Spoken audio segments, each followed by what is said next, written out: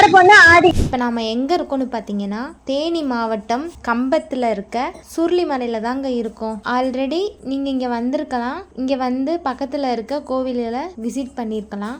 ஆனா இதுவரை யாரும் பார்க்காத, அதாவது சிவனே நேரடியாக வந்து தவம் செஞ்ச குகை கோயிலை பற்றி தாங்க இப்போ நம்ம பார்க்க போகிறோம். இங்கே மொத்தம் 236 குகை இருக்குங்க.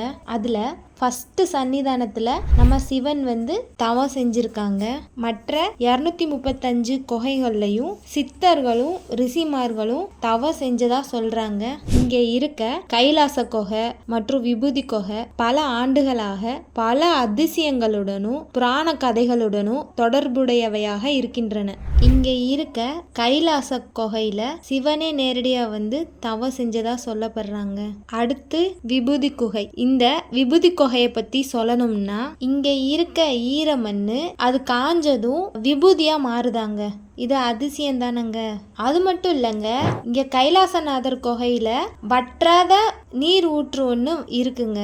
இங்க சர்ப்ப குகை, கிருஷ்ண குகை, கன்னிமார் குகை, ஆஞ்சநேயர் குகை ஒவ்வொன்றும் தனித்தனி சிறப்புகளுடன் தீர்த்தங்கள் தருகின்றன. அற்புத நிகழ்வுன்னு பார்த்தீங்கன்னா, இங்கே வற்றாத நீர் வருவதனால் இங்கே இருக்கும் ஒரு மரம் பாறையா மாறிச்சாங்க. அது மட்டும் இல்லைங்க, அகத்தியருக்கு திருமண கோலத்துல சிவபெருமான் காட்சியளித்த இடமாகவும் சொல்லப்படுதுங்க.